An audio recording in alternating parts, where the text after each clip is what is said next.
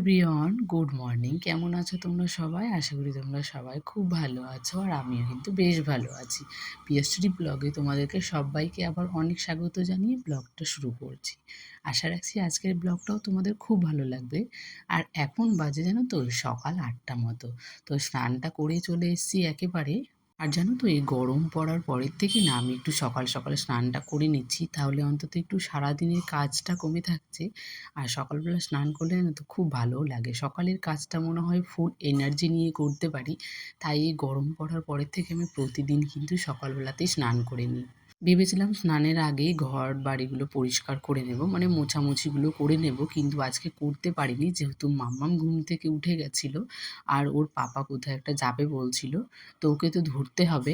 আর যেহেতু আমার বাথরুমটা ঘরের সঙ্গে অ্যাটাচ নেই, একটা বাইরে যেতে হয়, মানে অনেকটাই দূরে যেতে হয়। তো সেই জন্য মাম্মামকে রেখে আমার যাওয়া আমার পক্ষে পসিবল ছিল না। তাই আমি সকালবেলা সবার আগে স্নানটা করে এসেছি। পরে যে ঘরের কাজগুলো আছে সেই কাজগুলো করব, আর মাম্মামকে তার সাথে দেখাও হবে। তো সেই জন্য আমি আগে ঘরের কাজগুলো করিনি, আগে স্নান করে এসেছি, পরে ঘরের কাজগুলো করলাম। এই যে যেমন রান্নাঘরে কিছু বাসনপত্র ছিল সেগুলোকে জায়গা মতো রেখে দিলাম। তারপরে ঘরটা একটু মুছে নিলাম। আর এখানে দেখো যে রাতের বেলাতে না গ্যাসটাও মুছতে ভুলে গেছিলাম কালকে, মানে এত তাড়াহুড়ো হয়ে গেছিলো মাম্মামকে ঘুম পাড়ানোর জন্য। সেই জন্য না কালকে রাতে আর গ্যাসটা মুছতে পারিনি, তাই সকালবেলা একটু গ্যাসটাকে ভালো করে মুছে নিলাম। আমি আবার ওই বারবার করে গ্যাস গ্যাস বলছি, তোমরা আবার খারাপ ভেবো না। এবার কি বলো তো, গ্যাসটা হয় আমাদের একটা চলতি কথা, তাই আমিও ওই সেই চলতি কথাতেই তোমাদের সাথে কথা বললাম। রান্নাঘরটাকে একটু ক্লিনিং করে নিলাম, তারপরে সকালে রান্নাটা বসিয়ে দিলাম। আগের দিনে পাটের শাকটা বেছেই রেখেছিলাম, যেহেতু সকালবেলা না এত সময় হয় না জানো তো, যে সকালবেলায় শাক বাছাবাছি করে সকালের কাজগুলো কমপ্লিট করে পুজো দেওয়া থেকে শুরু করে সব কাজ করার পরে যে কিভাবে যে সময়টা কেটে যায় না বুঝতেই পারি না। আর এমনিতেই আমি সবসময় ঘুম থেকে একটু দেরি করে উঠি, সেই জন্য আমার আরও সময় হয়ে ওঠে না যে কিভাবে কি কাজগুলো করব। তাই আমি রাতে যতটা পারি কাজগুলো আমি এগিয়ে রাখি। পাটের শাকটা তো আমার রান্না হয়ে গেল সবার আগে, যেহেতু কি বলো তো এটা ওটা কাজ করতে করতে না একটু সবজি যদি কাটাকুটি থাকে তাহলে কিন্তু রান্না হয়ে যায়। তেমনই পাটের শাকটা আমি আগেই রাতে কেটে রেখেছিলাম, আর সকালে যখন ব্রাশ করি তখন আমি শাকটা ধুয়েও রেখেছিলাম কলে। তো সেই জন্য আমার আর রান্না করতে বেশি দেরি হলো না পাটের শাকটা। ওই এক্সট্রা এদিক ওদিকে কাজগুলো করতে করতে আমার পাটের শাকটা রান্না হয়ে গেল। আর এদিকে আমি ভাতটাও তারপরে বসিয়ে দিলাম। আর এদিকে আমি ডালটা ভিজিয়ে রেখেছিলাম। সবসময় ডাল আমি এই একটাই কৌটার মধ্যেই দিই। আমি এক্সট্রাভাবে ডাল সিদ্ধ করি না কড়াইয়ে, আমার মনে হয় অনেকটা গ্যাস অপচয় হয়, তার সাথে আমার অনেক সময়ও লেগে যায় রান্না করতে। তাই আমি সবসময় ওই ভাতের মধ্যেই আমি একটা কৌটাতে করে ডালগুলো দিয়ে দিই, তাতে ভালো সিদ্ধও হয়ে যায়। তোমরাও একদিন করে দেখতে পারো, দেখবা এমনি যে আমরা ডাল সিদ্ধ করি কড়াইয়ে করে গ্যাসের ওপরে, তার থেকে অনেক ভালো সিদ্ধ হয়। আমার তো খুব ভালো লাগে, মানে একেবারে কি বলো তো গলে যায়। মানে আমাকে যে ওই ডাল কাঠি দিয়ে না আর নাড়িয়ে সেটাকে একদম ভেঙে দিতে হয় না, এটা এমনিই হয়ে যায়।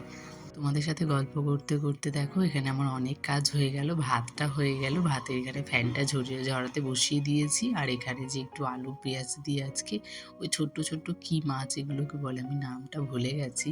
আর আমি জানো তো কোনো মাছই চিনি না, মাছ চিনি কিন্তু মাছের নামগুলো না মনে রাখতে পারি না, ভুলে যাই। তো এখন তবু একটু একটু করে শিখেছি কোন মাছটার কী নাম, মানে মনে রাখতে পারি।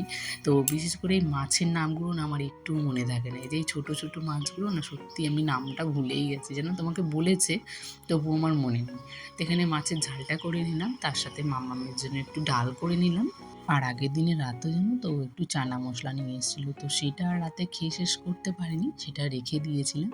তো আবার গরম করে নিলাম খাবো বলে, কারণ একসাথে ভাতের সাথে তাহলে খাওয়া হয়ে যাবে আর তরকারিতে উঠেও যাবে। পয়সা দিয়ে কিনে আনা জিনিস আমার না সত্যি খুব কষ্ট হয়, খুব কষ্ট করে 2 টাকা ইনকাম করা হয়, সেখান থেকে আমরা কিন্তু ওই বাঁচিয়ে গুছিয়ে চলার চেষ্টা করি যেন আমাদের কিছু টাকা অসময়ের জন্য থাকে। কারণ আমরা খেয়ে তো সব পয়সা শেষ করে দিতে পারি, কিন্তু অসময়ে কে তোমার সঙ্গী হবে বলো? যদি তোমার কিছু টাকা পয়সা থাকে তবেই না তোমার অসময়ে দুটো লোক তুমি দেখার জন্য পাশে পাবে। কাউকে কিন্তু ওই দেওয়ার জন্য, টাকা পয়সা দেওয়ার জন্য অন্তত কোনো মানুষকে তো তুমি পাবেই না। আর যদি তোমার টাকা পয়সা থাকে থাকে তাহলে দেখবে তোমার সাথে অনেক লোক আছে। তো রান্নাবান্না কমপ্লিট হয়ে গেছে, ও অফিস চলে গেছে, ওকে টিফিনটা প্যাক করে দিয়ে দিয়েছি। আর এখানে আমার সকালের খাওয়া দাওয়া কমপ্লিট হয়ে গেছে, গ্যাসটাও মুছে নিলাম। তারপরে যে ভাতগুলো ছিল সেগুলো আবার গ্যাসের উপর তুলে রেখে দিলাম।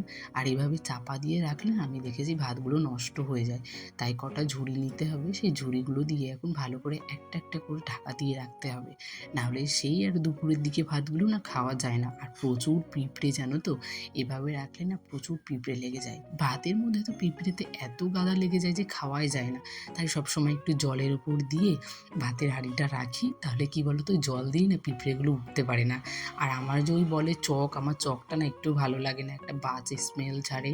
তার সাথে মাম্মাম ছোট্ট, ও যদি কোথাও হাত দিয়ে দেয় তো সেই রিস্ক আমি কোনো সময়তেই নিই না, সবসময় জলের ওপরেই রাখি।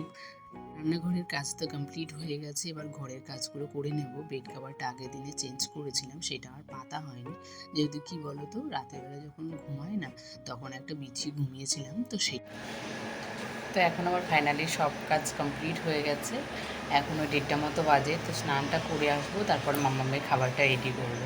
তো চলো আগে স্নানটা সেরে আসি।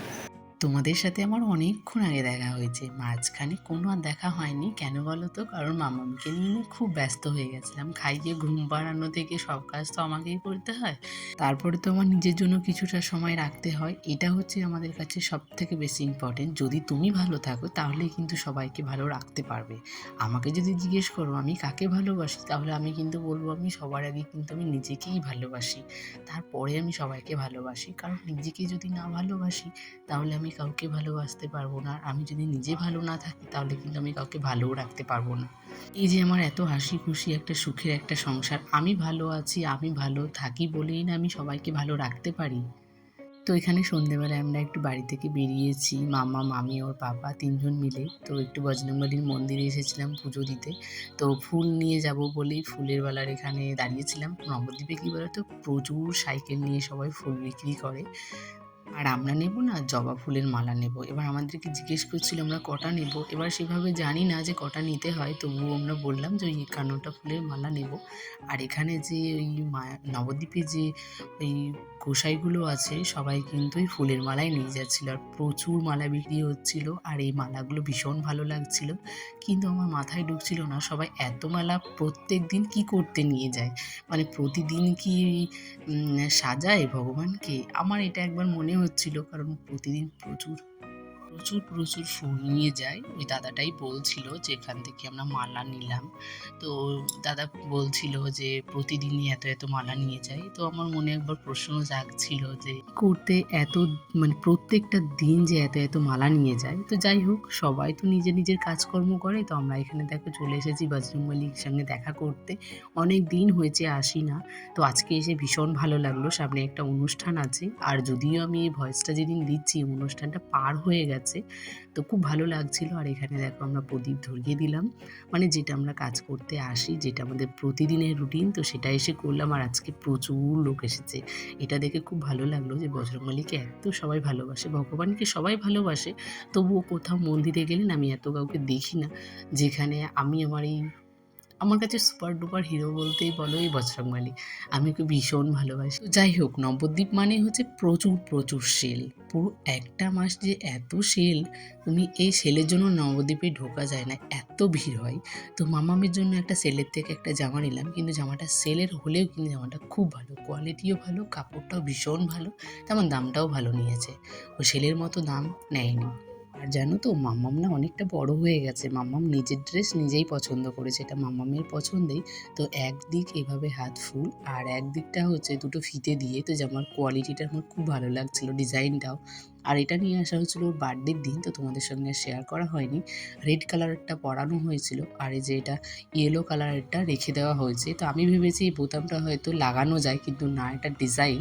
তার সঙ্গে নিয়েছি 3-4টে প্যান, এটা গরমে পরার জন্য। তো চলো, আজকের ভিডিওটা কিন্তু আমি এখানেই শেষ করছি। ভিডিওটি ভালো লাগলে সবাই একটা করে লাইক করো, কমেন্ট করিও, আর আমার চ্যানেলে যে নতুন বন্ধুরা এসেছো সবাই চ্যানেলটিকে প্লিজ সবাই সাবস্ক্রাইব করে দিও। দেখা হবে আবারও তোমাদের সঙ্গে একটা ব্লগের সাথে। তো চলো, টাটা।